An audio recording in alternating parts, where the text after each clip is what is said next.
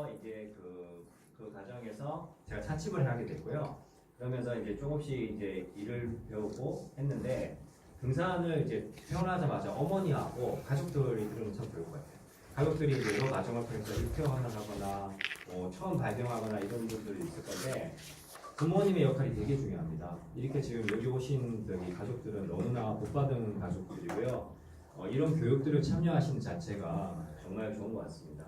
그래서 저희 부모님도 제가 계속 재발하고 2년간을 병원 생활을 하다 보니까 아들이 그냥 폐인 되겠더라고요. 그래서 인생에서 초반 저는 대학도 못 가고 군대도 못 가고 거의 이렇게 내려간 거예요. 그래서 그 시기를 다 놓쳐버리고 병원에 있어서 나왔는데 어머니가 아버지가 얼마나 마음이 무너졌겠어요. 제가 이제 아들 하나에 딸 셋에 있는 집안인데 장남이었거든요. 근데 아들이 대한 기대가 크시잖아요. 근데 이렇게 되다 보니까 모든 걸 다 이제 내려놓게 되는 거예요.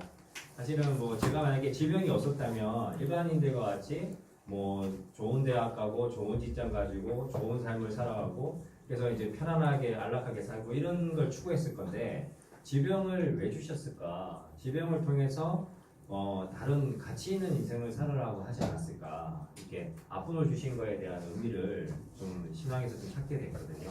그래서 이제 그런 과정을 통해서 가족들이 이런 등산을 같이 다녔습니다. 어머니가 시간을 내서 제가 이제 퇴원을 했는데 약물 부작용이 너무 심했어요. 그때는 이제 1세대, 2세대 약물을 먹었거든요. 그래서 이제 거의 뭐 리튬, 그다음에 클로로포마진 뭐 이런 약을 많이 먹었어요. 그러니까 뭐 한 5분, 10분에 한 번씩 물을 안 먹으면 못 견딜 정도로 엄청난 갈증과 손떨림이 막 이렇게 막 치를 정도로 그냥 굉장히 심했어요. 약부작용을 한 5년 정도 겪은 것 같습니다. 그래서 뭐 걸을 때도 사람이 멍하고 초점도 안 맞고 걸음걸이도 막 부자연스럽고 안절부절 못하고 뭐 이렇게 초기 때 약을 먹어보신 분들은 경험했을 건데요. 이게 뭐 앉으면 서고 싶고 서 있으면 앉고 싶고 막 이런 그냥 부작용이 너무 많은 거예요. 근데 이걸 어떻게 해야 되냐니까 뭐 약을 좀 조절하기도 했지만 워낙 하루에도 뭐 두세 번씩 약을 먹으니까 생각이 안 되더라고요. 그래서 이제 약을 뭐 태어나자마자 2번으로 아침 저녁으로 조절하고 그다음에 일을 아직 안 하는 단계이니까 등산을 매일매일 다녔어요. 그래서 이제 막 입에서는 막 입이 말라가지고 막 구토 증상이 나고 이러는데 엄청 고통스러웠는데 등산을 다니면서 매일매일 이제 규칙적으로 아침에 1시간씩 등산을 갔습니다.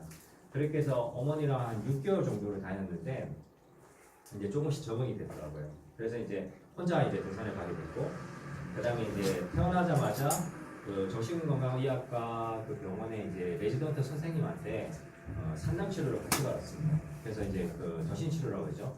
그걸 같이 받으면서 레지던트 선생님이 이제 배려를 해줘서 이제 금전적으로 되게 부담이 안 가게 해주신 거예요.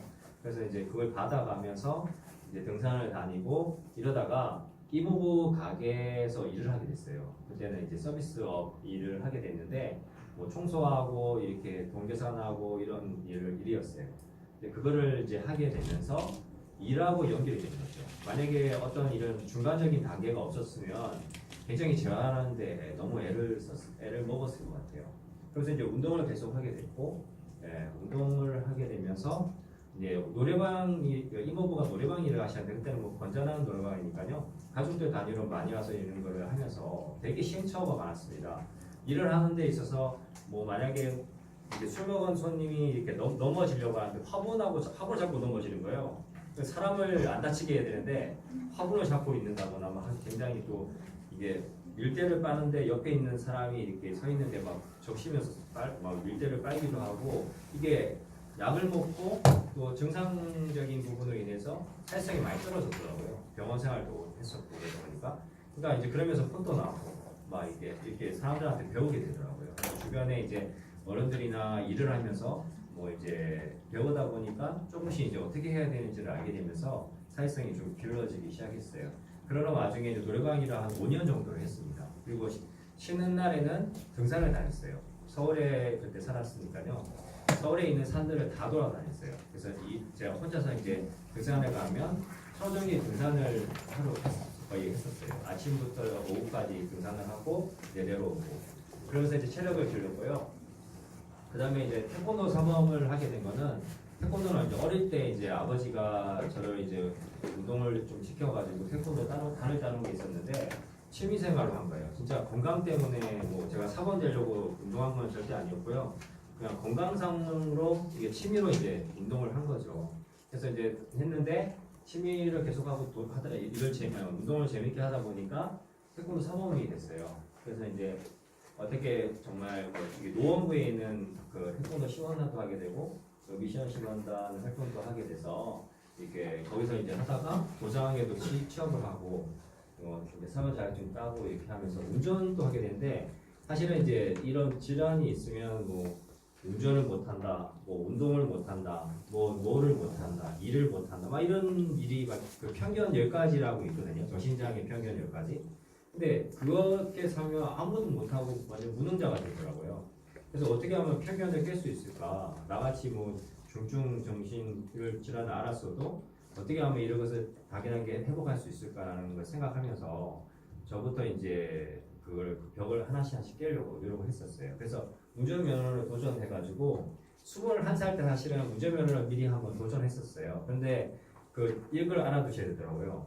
운전면허 그 뒷장 보면 정신질환란이 있어요. 근데 그거 체크 안 하시면 취소돼요. 제가 처음에 이거 딱 봤을 때 뒤에 체크란을 체크 안 한 거예요. 그래서 국가에서 하라는 식으로 해야 되는데 안 하고 딱 했는데 그 군대 면제를 이제 받았기 때문에 정신질환으로 그러니까 이제 그게 딱 떠가지고 그 운전면허가 취소가 됐어요. 너무 억울하게. 그래서 근데 뭐 말을 못 하겠는 거예요. 그 공식대로 안 했으니까. 그래서 다시 요때 다시 운전면허를 땄는데 그 공식대로 다 정신질환란에 쓰고 그다음에 하니까 수시적성 검사를 오라고 그러더라고요. 그래서 수시적성 검사는 그 1년에